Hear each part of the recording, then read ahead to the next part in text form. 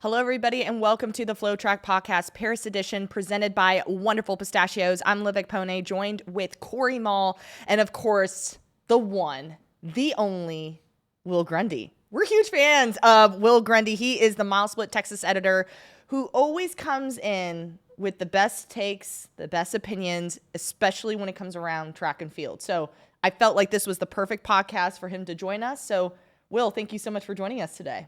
My pleasure. I will try to live up to that. I don't know if your viewers will see things the same way, but we'll find out. So why don't we dive right into it? Because I think the whole entire office knew we were watching this 1,500 meters, and it was just incredible from start to finish. Jakob Ingebrigtsen finishing fourth in this event. If you would have told me that was happening today, I wouldn't have believed you. I had him finishing second. I had Josh Kerr with the gold. I messed all of that up. So Cole Hocker will grab the victory here in an astonishing performance, nearly breaking the American record in this event. But what are our thoughts as all of the Americans that were in this field, Yared Nuguse, Cole Hocker, and Hobbs Kessler, all finishing in the top five, and it was a wild race from start to finish, Corey? It's the second time an American has won a gold medal at 1,500 meters since 1908. Matthew Centrowitz was the first to do it in 16 for Cole Hocker today. Matthew Centrowitz's 1,500 meter win in 16 was 3 minutes and 50 seconds. Wow. Markedly different race today. Yeah. And it was made in part by Jakob Ingebrigtsen's bravado, right? I will give him credit because he absolutely made the race what it is. And he risked it all, but it all came back to him. But with that whole space being kind of played out, Cole Hocker took advantage. And I think all the subtle little changes within the race happened after the 800-meter mark. Hocker went from 7th, started making his way up, and by the last curve of the last lap, Hocker was in great position to strike. And there was a small moment where it looked like he was not going to do it. Mm-hmm. But then like that extra, what would you call it, like juice, it just came out of Cole Hocker. And I've seen it before. I've seen it several times, even back in high school. We're mile split repping right now. But Cole Hocker, Foot Locker Nationals back in 2018, this dude went on a monster kick to win the race. Went to Oregon, won 2 titles. Monster kicks. This guy knows how to race in big situations, and today the ultimate prize, the Olympic championship. Will, you called this. Why did you think Cole was going to win it before the race even kicked off? Well, because I thought it was going to be, I think everybody knew it was going to be either one kind of race or another kind of race. For Ingebrigtsen to win, he had to take it out hard. If Cole Hocker and the rest of the Americans could stick around, which I believe this trio could, then it would come down to the last 100 meters. If it was a slow race, then it was Josh Kerr's kind of a race, and that still plays into Cole Hocker, Hobbs Kessler, and Nuguse. I think he can run any kind of way. I mean, that was right in their wheelhouse. So Cole Hocker, I mean, he's one of the fastest guys ever in the 1,500 meters, like leg speed-wise. He's that guy. He's one of the fastest ever. He put him with Hicham El Guerrouj. He just has shown that over and over. So I just knew if he was around with 200 meters to go, the guy doesn't – I mean – He's got it, and he showed that over and over. Speaking of Yared Nuguse, this has been the first time since 1912 that 2 American men have made the 1,500-meter podium at the Olympics. So this was a historical race. And I know we were just doing a really big deep dive into like the history of American running when it comes to this event. The last time an American has won this was 2016 with Matt Centrowitz. Jim Ryan won the silver in 1968. Leo in 12 too. Yeah, Leo 12. And then we swept the podium in 1904. So this was just incredible to just see the Americans up there. And I know you just mentioned Cole Hocker, like how he overcame the world champion, the reigning Olympic champion. When you watch the last 120, he was almost boxed in a little bit because he was on the rail. He had to put his arm out. He had to put his arm out. Yeah. He started sprinting. And then I don't know if like Jakob got in the way, so he kind of pulled back a little bit. And then all of a sudden you just see this another surge with like 50 meters to go and just like bulldozes through. Josh Kerr's trying to go. Yared Nuguse is trying to go. It was just absolute mayhem. And I know we have a photo of like a top view of this 1500 meters that I know we're going to put up on the screen in just a moment. I love this picture because it just shows Cole Hocker coming across the finish line, how close it was for second and third, and Jakob Ingebrigtsen just had nothing left. Well, it also goes to show, when so much focus is put on two guys leading in the race, it was the Ingebrigtsen and Kerr show. It was this matchup of two rivals, villains, heroes, looking to get the gold, looking to steal it from one another. That was the story. And if your blinders are on to Cole Hocker and Jared Naguse, that's when you're going to make a mistake or let those guys pass you. I think that's kind of what happened here. We were so laser focused on Kerr and Ingebrigtsen, and we didn't stop to realize that Cole Hocker's been there all along. Right. U.S. champion at the trials. I mean, this guy's been super competent. Last year, he changed his training. He moved back to Virginia. He got back with his coach, Ben Thomas from Oregon, changed it, and he's put himself in a place to really succeed. And this mirrors what happened with Grant Fisher. He did the same thing. Grant Fisher moved to Utah, changed his whole training, success. Cole Hocker, it just goes to show, like, you can make decisions in your life and you can still trust that they're going to work out. Just wild. I was shaking that whole entire time, like watching it. It was insane. It was insane. I mean, the energy that we had in the office was just incredible. I mean, the wrestling fans, people who I think work we have a here, reaction video too. Yeah, we can get that up. I took the audio off. I was like, you could just see. We're swearing, probably. You see me jumping. There's Nancy. There's Will. Corey's in the corner. Like, and all of a sudden, it was quiet too, and we just started screaming, and the wrestling guys were behind us. Like, everybody on this floor just started hovering over to see what was going on. Yeah, it was just I think wild. you attribute that to, I think what Corey just said, Kerr and Ingebrigtsen. That was a buildup. I mean, this was, I think, organic. It's not like another athlete or so in an event that I won't mention, but this was organic. They didn't have to do this. It's not like the 19 or the 2000s NBA where they're doing jersey swaps or anything. This is like the 80s, 90s NBA where the Celtics and Pistons are like, they generally hate each other. I'm not saying it was that. It was not. It was close. I think it's more. Close. I think it's close to the Drake Kendrick Lamar kind of beef that we had playing out here on the track. And is that kind of thing that track and field needs and needed, and that event needed it. And then you have just talented guys.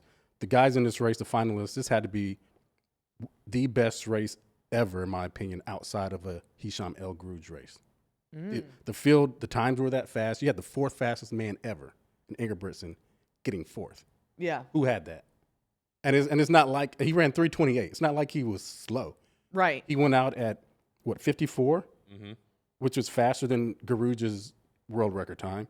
151, which is just off that. But when he ran 3:26, 151, and 2:47, how many humans have run 2:47 in 1K? I don't think many people. How many? In a mile, in a race. That Yeah. can't be 2K, 1K. And one- Can't be 1K. 247's flow for 1K. Well, for to come through 1,200 meters, not 1K, 1200 1,200 meters, my yeah, bad. okay, yeah. Who can do that? And then he still finished with a 3:28, but I mean, that was Ingebrigtsen's race he needed to run. In my opinion, his mistake was at 300 meters to go and 200 meters to go when he looked behind. Because he did look. I honestly thought, I didn't know if he was looking behind. I felt like he was like, he looked back. it looked like it was more like a intentional look, as if like we're sparring. I took it as like almost sparring. I don't know if he was worried or whether it was like, I have my eyes on you a little bit. I don't know what he was thinking. kept But if I looking. see that and I'm Kerr and was that Chiperia, who was behind him right at that point? I don't know, but that's like a little bit of hope. I would have liked to see him push off, and I know he was hurting and feeling it, but everyone else was too. I think that's where He said in the mix zone, he thought his Ingebrigtsen did. He said his tactical error was on the backstretch of that last lap where he actually he pushed too hard. really. Yes, and he tried. He sensed the chase back behind him pushing, and so he went a little deeper into the well.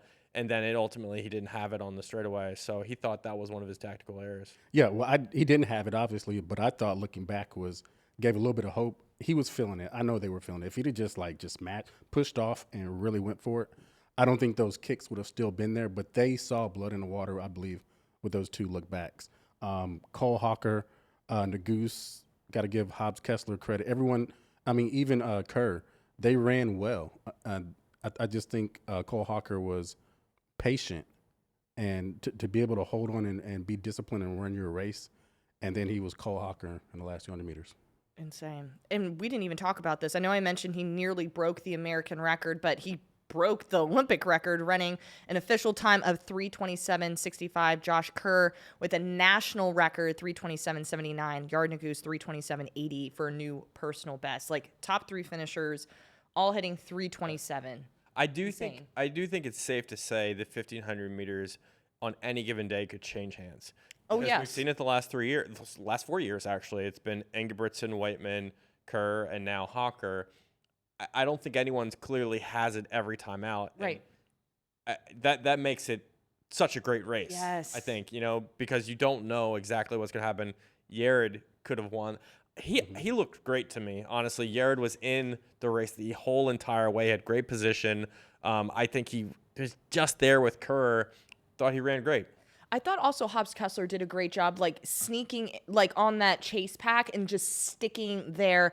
He finished right behind Ingebrigtsen too. So I want to give kudos to Hobbs Kessler for running a great race. I know we were talking about off air, I know he's doubling back in that 800.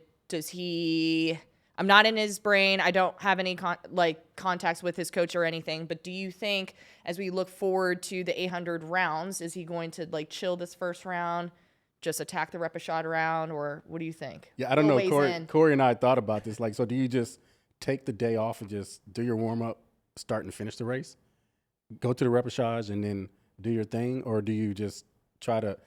If you take the challenge or the chance of going hard out and not making it and running repechage anyway, but if he's confident in himself, he's a young man. I mean, the guy's young. He clearly has what it takes to run on the stage. He's smart. He's fast, and he's got guts. He's the one American that I've never been worried about as far as his racing strategies.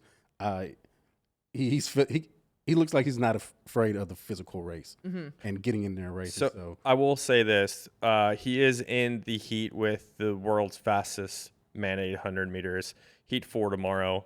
What's the qualifying? Is it top 3? It's top 3. Advanced to the semifinal. All other go to the repechage rounds. So he's got Sajati on the heat. Elliot Giles of Great Britain. I think, honestly, he could push through with that group. But the risk you take if you don't qualify is you got basically 2 straight races, and then if you get the semifinals, 3 straight races. So it is a little bit of a strategy. I think you have to consider it at the very least. I don't know if he's the type to do it.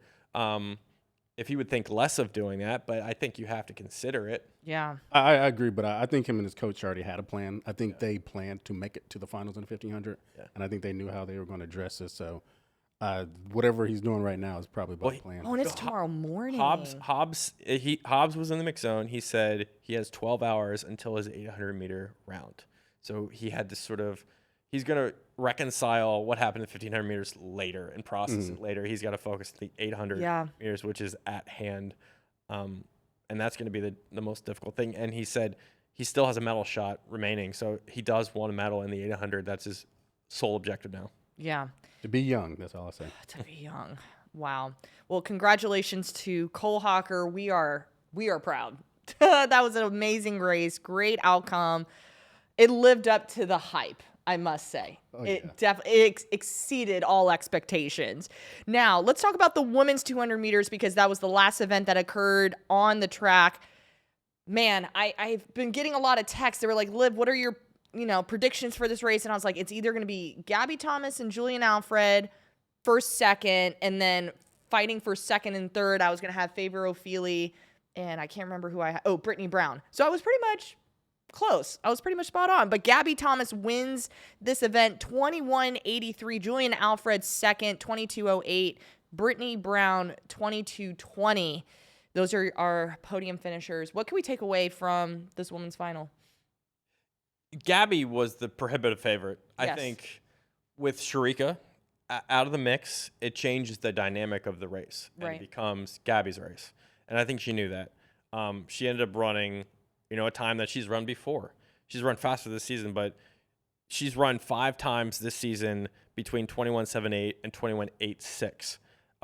Those are 5 times within 0.08 seconds across each other. So she understands like what that feels like and what that would need. I didn't necessarily think that would win an Olympic title, but yeah, I didn't think a 21.8 was going to win it either. I thought maybe that'd be a third place finishing time. Like, I think I was just expecting, because it's a final, like 21.6, 21.7. But hey, again, times don't matter. You race the field got the that's goal in front of you. Yeah, exactly. Yeah. I think it definitely missed Sharika in that. Yeah. But what they ran in the semifinals, the way Julian Alfred and Gabby just kind of cruised at the end of their races and still ran 21 highs. Mm-hmm. I think that's why I was expecting a 21.6. Right. Maybe at least 21.6 out of that race.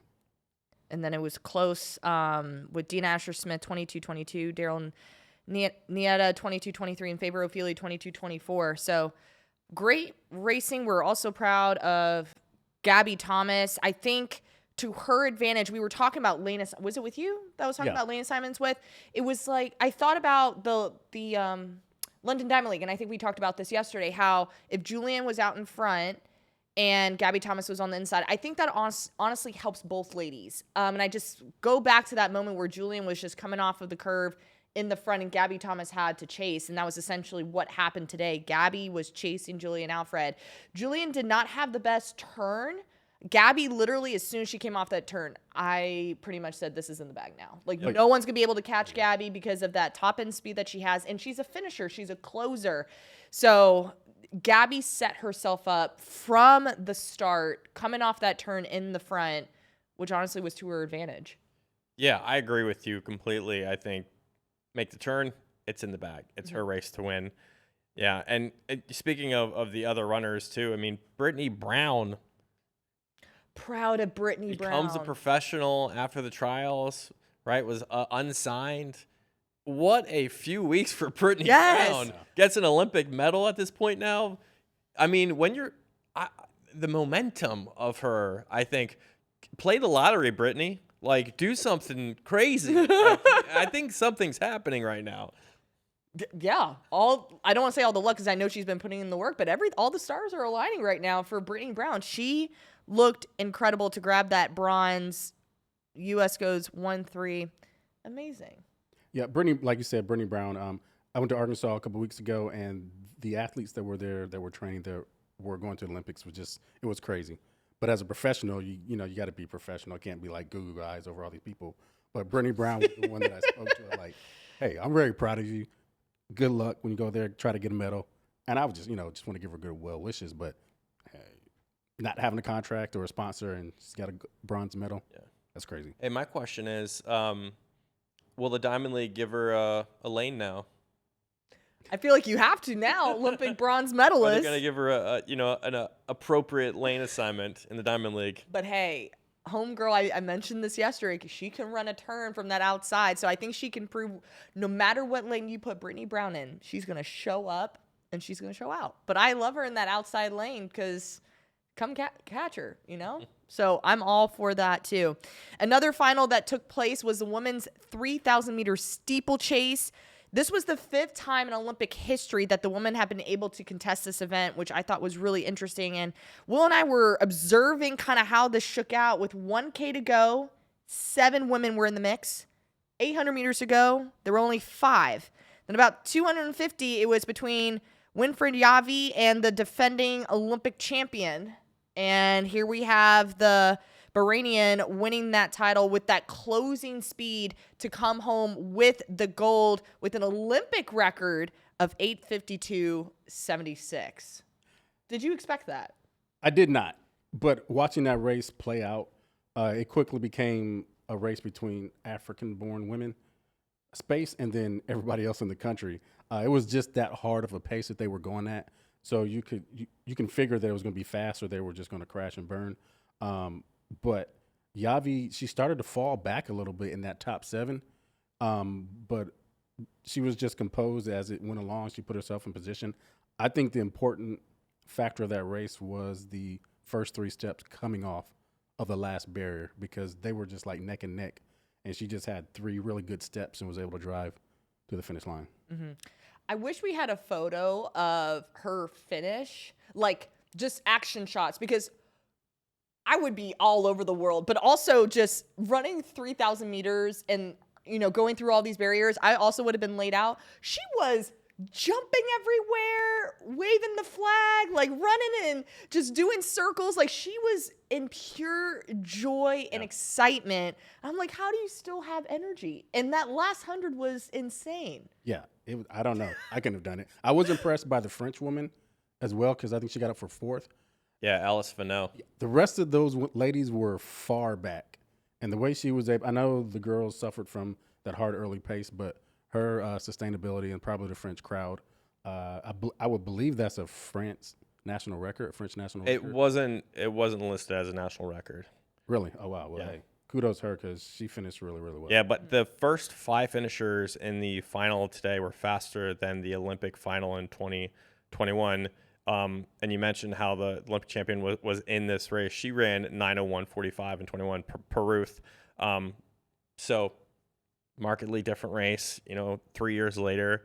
And honestly, that's just sort of what it's. The world record holder was in the race too, Beatrice Chepkoech. Yeah. And wasn't in the race really at the end. But what does this say again about American distance running? We had 2, I guess, favorites heading into this year, favorite Americans who weren't in this field. And weren't there 3 in the finals or 2? We had 2, but we had 2 injured that weren't able to. Right. Yeah, that's what I mean. Yeah. And yet alone, we still have 2 Americans in the final. Yeah. I think that says a lot about the young men and young ladies who are representing us. Yes. Crazy finish for sure. And then we had 2 field event finals. We had the men's long jump.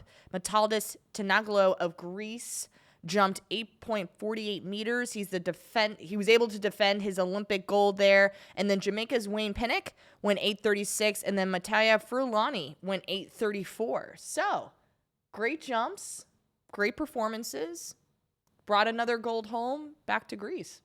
Yeah, Tenaglu has been in the mix at the Olympic stage for the last 3 cycles. In 2016, he was 18 years old. He got to Rio as an 18-year-old. In Tokyo, he won it when he was 22, and now as a 26-year-old, he's been firmly dominant. He set a mark of 8.65 meters in June at the European Championship, so he came in as the favorite, and really it was all about sort of putting the pieces together here. But I think he's got maybe one more cycle to maybe 1 or 2 actually, to be honest, Really? to go after more medals here. But he's going to be a Greek legend, I think, in no certain time when he goes back to his home country. Mm-hmm. You disagree? I heard the really. Oh no, I don't. I don't agree or disagree. I'm indifferent. But 2 cycles, that's a lot. I mean, that's a lot of Olympics to do. I don't know how many Carl Lewis did, but I mean that's quite a bit. He's still got it clearly. So the one I have my eye on is the Italian guy, the youngster who's could be him in the future, starting his first Olympics as a teenager, and then having hops like that. I don't know what it is about that stadium, whether the runways are fast or whatever, but they had a lot of problems getting good footing on the board. So yeah, I mean, I was. It hurts that we didn't have an American in there because I just think so much of America and their jumpers. Yeah. But Pinnock, I kind of look at him as American. He went to college here, so. But yeah, the Italian kid is one that I'm really looking forward to seeing more in the future. Mm-hmm. Also, in the women's hammer, history was made. First of all, Canada swept the gold in the hammer for the men and women. Cameron Rogers won the title on her 5th throw. But where the history was made was for the U.S. with Annette Chunakwoke, who threw 75.48 meters on her 3rd throw. And she became the only American in history to medal in the hammer, which is so incredible. And then China's Jin Zhao threw 74.27 meters. So Cameron Rogers, I was really impressed, especially just being able to crunch under pressure. As I mentioned, Annette had her best throw in that 3rd round, but Cameron Rogers I believe, fouled her 6th throw. So, like, the fact that the 5th one was the best one towards the end of competition, everything just kind of clicked for her, for the Canadian. Yeah, I think we've seen Cameron come up clutch in the NCAAs before. Yeah. But to do it on this stage when, I mean, you know, I think she was the favorite coming in. And then have Annette come steal it out there with a great throw. It really showed what she's made out of. And, I mean, I talked about the discipline for the distance runners, but you have to be disciplined after what, like you said, you have your lead taken in the middle of the round and then you scratch. You have to have some kind of, I don't know what it takes to be able to perform at that level, calm things down, and she chunked one after that. Corey, any thoughts from the hammer? Not really. I think it's surprising that we haven't medaled in the hammer on the women's side before Annette. So it's always good to have a little bit of history to your name now, and you could be the first. Yeah. Well, I think Annette was competed for Nigeria. Yeah, she did. Her own company, her own country, and then everything that happened with their federation. She came over and helped us get that. But hopefully some of these states that these kids are throwing the hammer, they really pick it up after this, a medal for the country. And some of the states that we have in the United States that don't throw the hammer. At the youth level, we don't throw the hammer really Right. anywhere. I mean, Rhode Island is a massive state for the hammer right now. That's a lot where a lot of our talent's coming from. But, you know, NFHS, we don't really govern the hammer throw in a lot of outdoor state championships. So it's like, it is a very tough discipline. Yeah. You got to take it on in college. So maybe the development isn't quite there, and that's limiting us, I think, at That's a great the Olympic perspective. Yeah. level. Yeah, especially if we're not, you know, when you think of track and field, you think of, you know, youth. I think of the AAU Junior Olympic days when you're running when you're 8 years old, and then you develop and you grow into the sport. And it's hard when you don't really do it to develop and understand what it takes to do that event, and then to all of a sudden do it, you know, when you're starting college, like when you're 18, 17 years old. So I like that perspective. Yeah, I think that's a big behind. reason why. Yeah. And the facilities, not everyone has a facility for the hammer throw. And then officials who understand that. Throws officials aren't everywhere. I mean, Right. the ones that we have are great, but those type of people who have that knowledge aren't everywhere. But also people who would excel in that sport. I mean, you have to be fast, you have to be strong and athletic. Some of those individuals that we have in the United States are doing other sports. Yeah. Like football. I feel like that's a small Will's take, just a small one. one? Hey, I think America can do anything. So we had certain people, if we had the facilities or had the kids doing this earlier. Yeah, I believe we'd be the best. Yeah. I agree. I actually agree with y'all on this one. I agree. So But thank you, Annette, for coming through for the USA. shout out to Getting Annette. us on some more medals on that count. I love it. All right, let's move on to our next topic of the day. We had 2 sets of breaking news, and then we're going to dive into some of the events that occurred earlier this morning. I think one of the biggest news to take into consideration, just looking ahead in the 10,000 meters, the Olympic champion Josh Cheptegei and fellow Ugandan Jacob Kiplimo withdrew from the 5K, according to the Uganda head coach Faustino Kiwa. In a statement from Kiwa, which was sent to the chief de mission of the team in Uganda, Kiwa cited that it was a failure to fully recover after the 10K final. So how does this kind of shake up now as we look into the 5Ks? This is going to be interesting now. I mean, it opens the door. Yeah, it does. I think it opens the door for what's to happen. I think we have the heats coming tomorrow, 2 sections, and this is going to be a management of the race itself between those sections, I think. I'm looking particularly at the Americans. Now, I don't know necessarily if we are, podium, kind of favorites. We have Abney Nur, we have Grant Fisher, we have Graham Blanks. But I think with the Olympic champion out, it opens the door. Yeah, it does. Yeah, I don't know how that affects our chances as Americans, but like Corey said, it opens the door.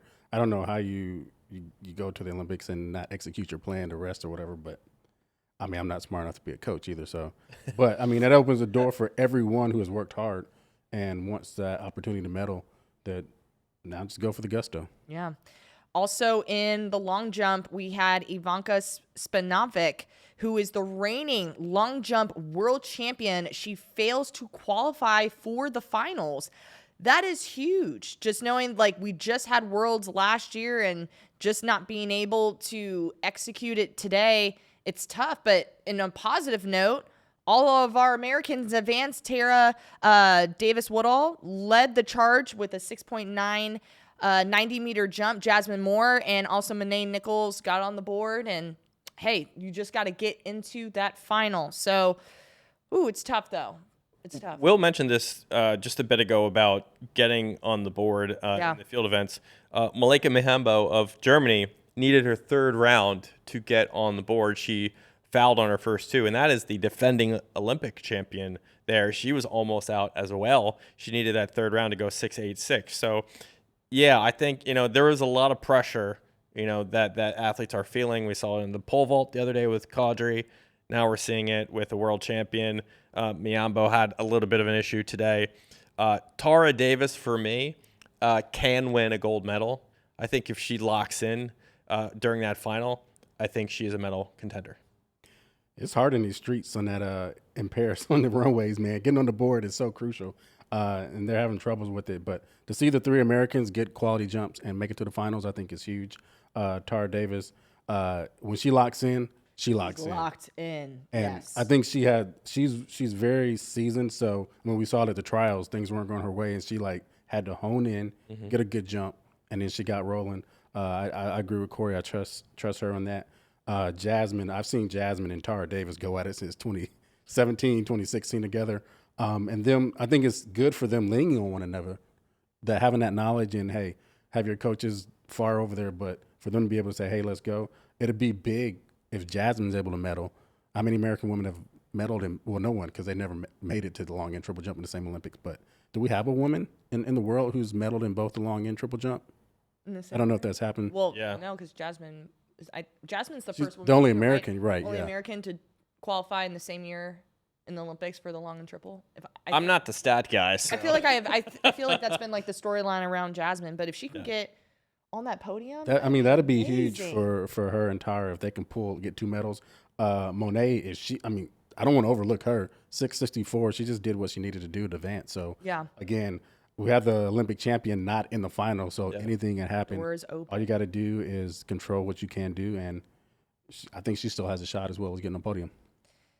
All right. I feel like the Will weighs in part is going to come out in this next section because I want to talk about the men's 400-meter semifinals because I had mixed emotions about it. There were some people that were like, "Woo, you look great," and then there were some that I was like, "Oh, I'm a little bit concerned," but we made it through. But the great news is all three Americans are in. But here are our top 8 people who are going into the finals. Karani James had the fastest time with a 43.78 to set a new season's best. And he was just off of his personal best too. So I feel like this guy is ready to go. Quincy Hall did the little slow down thing as he comes across the finish line. Not too worried. Muzala Sumanga went 43.81 to set a new national record for Zambia. Matthew Hudson-Smith's in the mix. Michael Norman, I want to stick on him for a little bit. If you watch this race, I felt like he had some work to do. I was a little concerned. I was like, come on, Michael, let's get the ball rolling. Because at the 200-meter mark, I felt like he did not set himself up to close, I think, the way that he wanted to. I know that's something that he talked about with Lewis Johnson. He's like, my first 200, I was kind of too relaxed and then had to work a little bit. Are we concerned with that? Can we see Michael Norman I don't turn the race around? I don't think he's meddling, if that's your question. Based on what we're seeing, absolutely not meddling. Matthew Hudson-Smith, for me, Great Britain, looked incredible. Yeah. He shut it down with 60 to go, and he still ran 44.07. So for my money, Matthew Hudson-Smith. But I didn't really put Karani James into the mix until today. I'm wondering if Y'all he disrespected Karani like that? Will, he hasn't run under 44 seconds since 20. Have it down. 2020. Oh, when's the last time he broke 2021? 43.88. What a unique year. It is quite. Will and I were going This dude got a gold medal in the Olympics. He's got a world. And when he was medal. 18 years, when he was 19 years old in 2012. It hasn't been a while, but he's in it. Hey, he's got the top time, 43.78, and the dude was chilling over the last 30 meters. He looked good. He's 31 years old, right? He runs a huge season's best, 43.7. Really hearkening back to 2016 when he was silver at the Olympics in Rio. I think he really showed me that he can be there and win a gold medal again. But I just wonder about like the back-to-back nature of things. 43.7 is really fast for the semifinal. Did you kind of play your cards too much in the round, knowing that the world's fastest man at 400 right now didn't? He would have 3 golds, if I'm not mistaken, if it wasn't for the fastest man in the world. Karani James would have 3 golds. But Van Niekerk ran out of his mind, so he does not. Karani James has his country on his back, literally. So that's why I believe in him. And this will be the first and the last time anyone will ever hear me say this. Roll Tide. Oh, my Karani gosh. James, Here he I goes. believe is getting the This gold. tech- I'll never say that again. Anyone. We got the recording. mark That's my all that matters. Life and death, I will never say that. Okay, wait. So you're picking Karani James to win gold? I believe so. I was also impressed with Mazala. He was right behind Karani. Yeah. And I think he shut it down. Quincy Hall looked good. Quincy Hall looked. If we're leaving Quincy Hall off of that, no matter what that relay, to put someone else on there. That's my podium. That's my top 3. Wait, what's your top 3? My top 3 is Matthew Hudson-Smith, Karani, Quincy. You Quincy third? Yes. Ooh. I It's don't gonna be know tough. It's gonna be tough to get a medal. I was looking to see know. more from both Michael Norman and Chris Bailey. I think Michael Norman said what we all thought, and it was hard for him to dig himself out of that. But he was still doing, I think, in the last 150, all he needed to do to advance. Why go crazy when you don't have to? He just needed to advance, so he did that. The dude is fast. I think he's the fastest guy in this field with straight speed. But Karani, Quincy, Muzala look good. Matthew Hudson-Smith, I think he's running confident also. So, yeah, I just want to know if Noah Lyles is taking Who's winning for you? Quincy Hall off. Wait. Is Noah Lyles still taking Quincy Hall off after for In the himself? Wait, you want to 4x4? move into No, 4x4? I'm just a About joke. that yet. Yeah, I know. Hang on, wait. Let me get winning through the- this 400 first. Karani James. Wow. Am I the only one that has Quincy Hall's back right now? I think Quincy Hall's going to medal. It's going to be tough. I feel like I don't know. There's something about Quincy Hall. He has like There is this, something about Quincy Hall. this tiger mentality of don't be in my way. He was disrespected as well. He was disrespected. Yes, he I think he's was. out to show someone that, I hope he does win a gold, because I want a gold medalist to tell you're another gold swapping medalist, back? you're still not on my 4x4. But I do think, but I do think Quincy can win, but for any of them, it's going to be hard. Oh yeah, this is not going to be an easy win. This is not one person stands out to me more on paper than the other. Besides, if I had to pick my top 3, I'm going Quincy Hall, Matthew Hudson-Smith, and then I have to put Karani James because this guy is Karani. You have to. And I still think Jeremy Richards is overlooked. Yes, from Trinidad and Tobago. Yep. Yeah. It's going to be a great race. 44.41 was the cutoff. Chris Bailey set a new personal best to make it in here. I don't know, but I also feel like if Michael Norman could have everything click, he's going to be in that top 3. But based off how he looked today, I'm not really convinced. But everything, he has to have like a really good race. It's going to be tough. Yeah, I think if he does get on the podium, I would be surprised.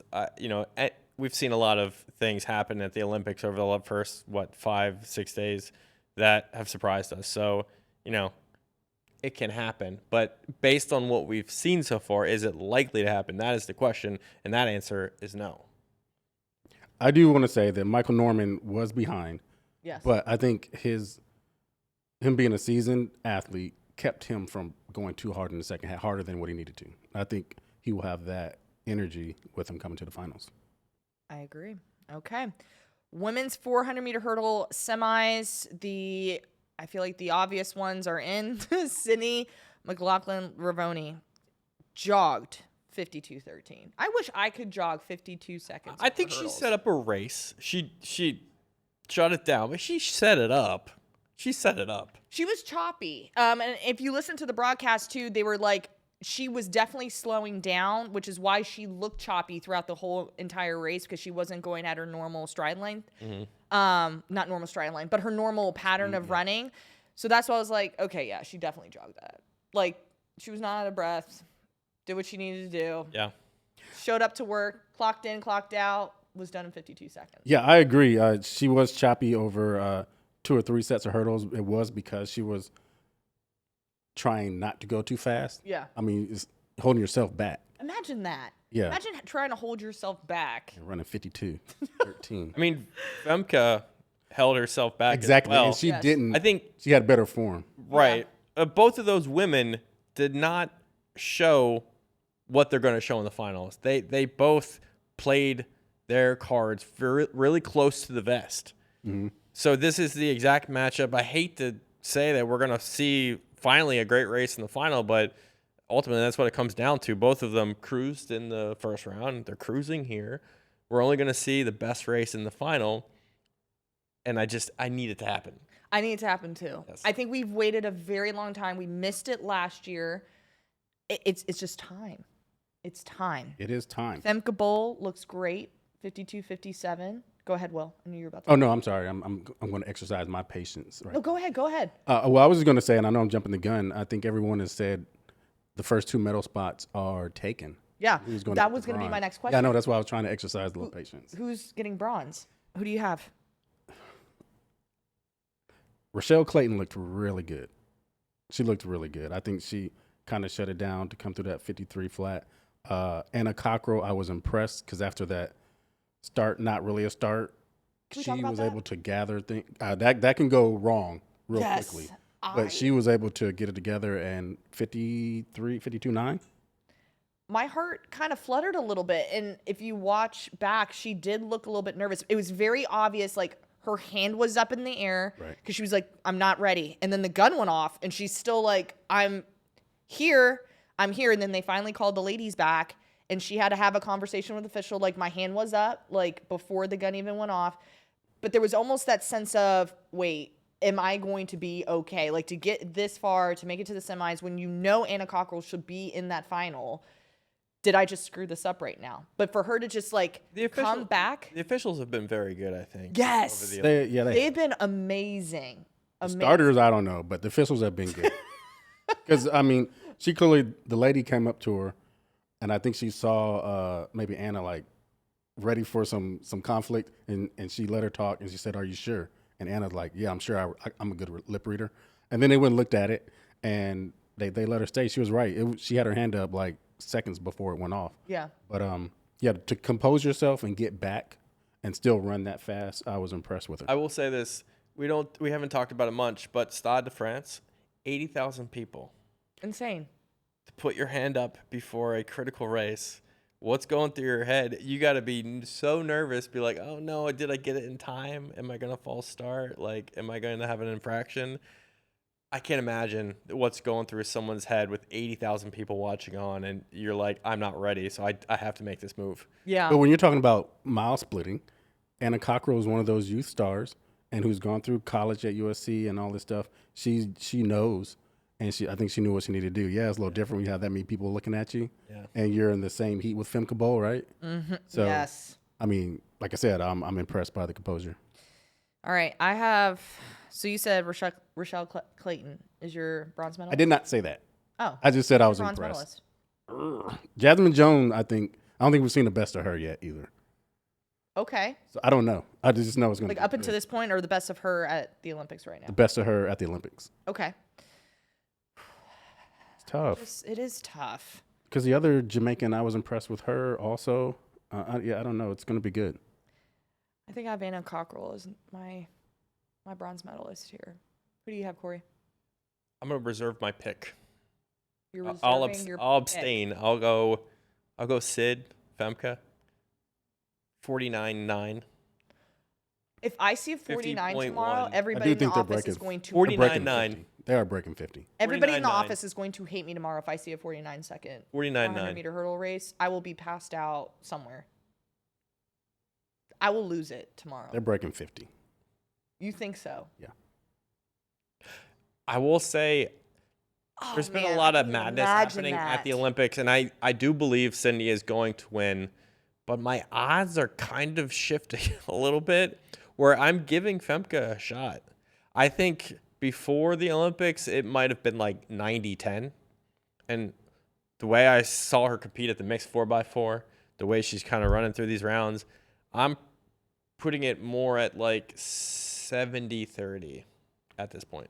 It wasn't I like Femke Bol a lot. It's still something. I believe in It her. is still something, yeah. I believe in her, but I think the difference and why Sydney is going to win because Femke Bol ran the relay. Yeah, Sydney could have done it, but she's there for this. yeah. She don't care about no mixed relay. She don't care about a 4x4, I don't think. If you looked at her face, she is not smiling. Like when that camera's on her, she is like with a death stare. And she runs, she's nice afterwards, but I think she is so focused on not just winning the gold, not just beating Femke Bol, but doing something I think we've ever seen. And her coach is good. I think the best track field coach ever. Trying to see when the finals. So the final of this will be August 8th, right before the 110 final. So the second to last final. So they have, 2 days? What's today? The 6th? Yeah. So they have 2 days to recover, rest up, because it's going to be the race we have all been waiting for a very long time, and it's going to be exciting. Another round that we saw today was the women's 1,500 meters. After taking 9th, I know we had a conversation about last night's events. 9th in the 5K, Gudovskaya wins the first 1,500 meter heat in 3:58.84. She earned the bronze and then the silver in this event back in 2019 and 2022. Other notable qualifiers, Faith Kipyegon went 4 flat after a wild 5K last night, got the Q. Our Americans, Emily McKee qualifies, Nikki Hiltz qualifies, Ellie St. Pierre. Other notables, we should mention Jessica Hull, Maya Ramsden, and 7 women broke 4 minutes in the first round. So they were kind of on it. That pretty much recaps that. Ramsden in Heat 2 slipped 6. Yeah. You know, she's basically, I mean, I won't say she stole it, but Sarah Healy agonizingly came over the finish line, having been passed in the last meter. Credit to Ramsden for not giving up, but she got that auto cue, and now Healy has to go into the repêchage rounds. Yeah, that's tough. It is tough. Kipyegon, I feel bad for her from this qualification. I don't think she was the one that should have been disqualified. Nevertheless, She wasn't. She wasn't? Who was No. disqualified? No one.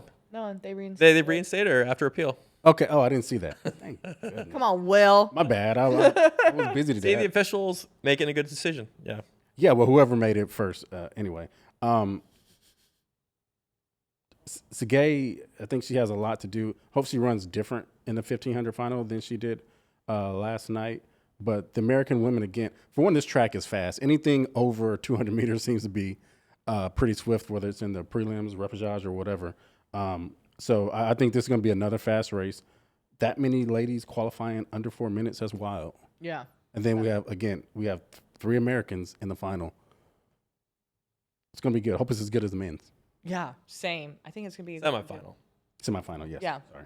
But even skipping to the finals, I hope it's just as intense as the men's. It's going to be great.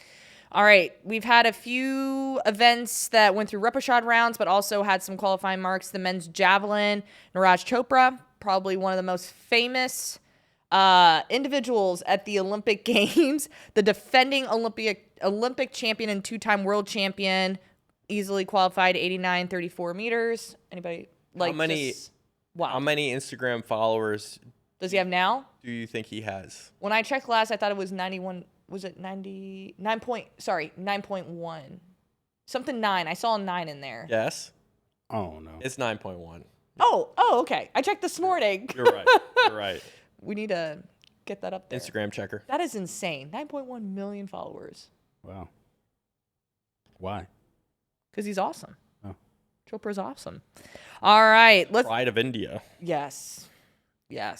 All right. Repêchage rounds. A lot of things happened.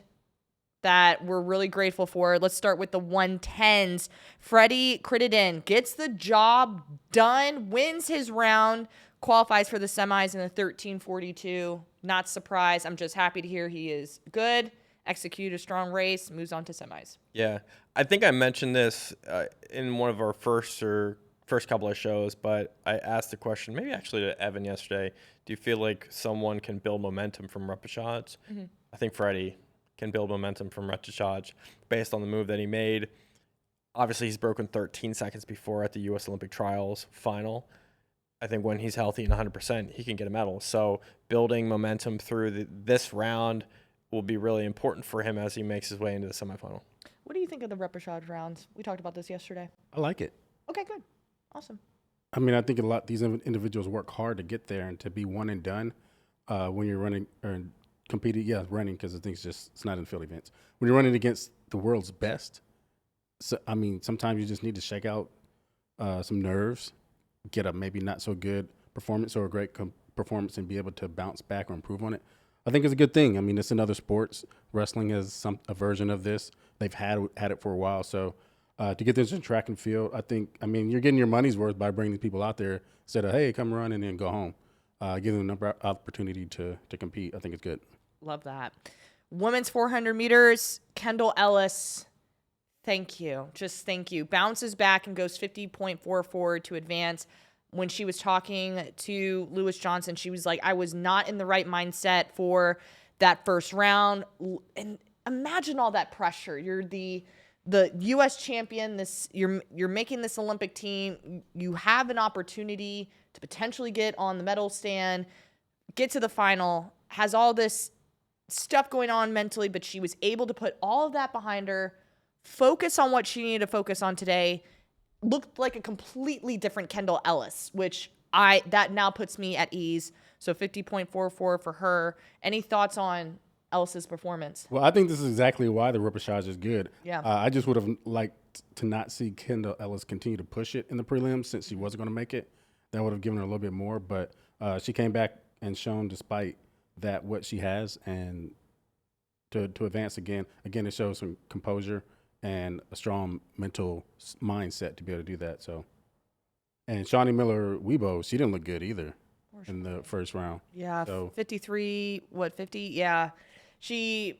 We thought she pulled up, and then at one point she started walking. I guess she walked across the line. I think she walked across the finish. They must have cut to commercial. I don't remember her walking across any finish line. And then, comes back, runs 53.50. So I don't know. Oh, she didn't qualify, 53.50. No, she did not qualify. No. But she ran the repechage round and ran a 53.50. But she was there and ran for the second time. So, it's tough to see, especially how Olympic champion. It's hard. It's hard.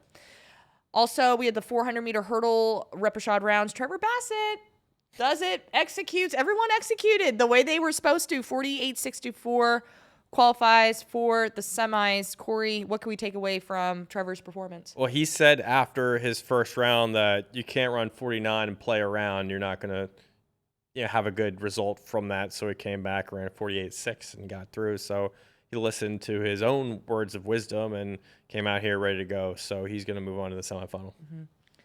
Will, any last thoughts on Trevor? Yeah, Mr. Trevor Bassett, the other victim of someone else being put on a 4x4 they shouldn't have. Coming back to run 48.64, that's a good thing. The dude, he's a beast, so I'm glad to see him moving on to the next round. And then the final topic of today's show and the final repechage round was the men's 200 meters. You talked about this guy yesterday. Was it yesterday, Brian Lavelle? Yeah, I think so. Yeah, in the 200 goes 20.47. Nigeria's Yodi Uzurike goes 20.51, also advances to the semifinals. So got more people in. We were cheering for you, Dodi. I think what I remember was you were saying like these two individuals should be in that semifinals, and they got it done today. Yeah. The more I think about the repechage rounds, I'm not quite sure if I like them anymore. My mindset about repechage at first was like, yeah, let's go. I'm all for it. But the more I'm thinking about it, is it because of these 20.5s and 20.4s? A little bit, yes, a little bit. But I think like you're giving someone another opportunity to race, but will that that person really have a realistic shot in the semifinal? Probably not. Most And I of them think don't. Ollie Horace said this very thing, before he had to go into that extra round. He said, I'm not a fan of it. And then he ran the repechage, and somebody asked him again, are you a fan of it now? And he said, not really, to be honest. He thinks that, like, you come to the Olympics, your event is your event, and you're either through or you're not. And I think there's mixed opinions about it, basically, about like how people feel of the experience. Should you get additional opportunities if you don't qualify the first time around or not? I'm kind of wavering at this point because I'm watching some of these repechage rounds and I'm thinking to myself, I don't know if, we should have them. I don't know. I still have mixed emotions. Like yesterday when we were talking with Evan, I was like, I like them. And then like today I'm like, okay. Yeah. Like we should just have the small cues. There wasn't as much energy, I think, around the repechage. Yeah. It just didn't feel like it was pushing the meet forward in a way. It felt just additional events on the docket. Yeah. And I just think about the well-being of some of these athletes, just thinking about, I keep bringing up the 400-meter hurdles because there's no way I'm running that thing 4 times. You know what I mean? But again, I think of instances like Freddie, who had this abductor soreness and just wanted to play it safe, execute a repechage round, kind of test the waters a little bit. He knew he had the confidence going in that he could win his heat, and then we just continue moving forward. Then you have people like Kendall Ellis, who literally had the toughest day in that first round and knows that like her performance that we have seen up until this point shows that she is capable of making a final and just needed a reset. And she was able to literally turn it around a 180 and go 50 point. So there are moments where I'm like, I'm all for it. But then there are moments where I'm like, okay, this is just an extra round that we kind of don't need. Should just had small cues across the board. Yeah. So I kind of have like mixed emotions. So I feel like I'm indifferent. Like if it went away, I wouldn't cry about it. If it stayed, I'm not going to cry about it. I see both sides, and I agree with both. But like our American 400-meter champion would not be in the semifinals if we didn't have that opportunity. And Kendall Ellis. Yes. And then Trevor Bassett wouldn't have that opportunity. Running 20.5 and 20.4 in the men's semi or repechage at the Olympics period. Yeah, but I mean, they're on the track. I mean, people are in the stadium anyway. Let's get on the track and run. It hurts, I think, on TV, but track and field and TV kind of don't really mix anyway. So personal. We're trying to be better. Remember Well, that. this does not help. We're trying to be that. better in the sport. But, yeah, a long way to go. And this doesn't help. But 4 more days on the track, 5 total days. Get that marathon the last day, but we got 4 more days. I woke up this morning. I thought it was Wednesday. I was like, oh, wait, it's Tuesday. There's been so much excitement, I feel like, each day. So I've been like so engaged with it still. I'm like, wow, this has been a long meet. track and field, though. It's track and we field. love it, right? We love it. Hey, Will, what's your one big hot take over the last 4 days? Wow, the biggest hot take? Yes. Oh, well, I think I talked about this today. I think America left a big opportunity at home. Oh, we're going to dive into that? Okay. Yeah. I think if were you not part of this conversation? If Sydney was not running the anchor leg, I think we left the right people at home who could have brought that home against Bowl. I think it was can I say this on? I think it was a bad coaching decision. Hey, you may absolutely say what you want to say. I think speech. I'm not Netherlands was playing dominoes. And in a game of dominoes, the United States got a 10, boom, after prelims, and hit the table hard and messed the domino table up. And then you fix them again, and that 10 gave the Netherlands 20 points, and all the dominoes came off the table because they saw the game ahead of time, and the United States didn't. I think, can I go finish my hot take? Absolutely. I think we left our anchor leg, the only person in the United States who could have held off Femke Bol, and no discredit to anybody. I think Michael Johnson is flat out wrong on his take on that 4x4. But I think the only person that could have held her off, American, was a Thing Mo. And I think if she trained for a month, could have been on that anchor leg and held off Femke Bol with that lead. That's my hot take. I don't know anything about the coaching decision behind it, but I could only guess that they were like, we broke the world record. This is the best team that's ever done it. we're sticking with it. He's talking about before taking the team, though. So they took the wrong personnel, is what he's saying. Yeah, whenever. Yeah. So any other time that, we're talking about Sydney not being on there. Yeah. Like American having their best. When else would you have had a gold medal opportunity to put on that relay? And that was a thing, Mo. She didn't qualify in the 800 because of what happened.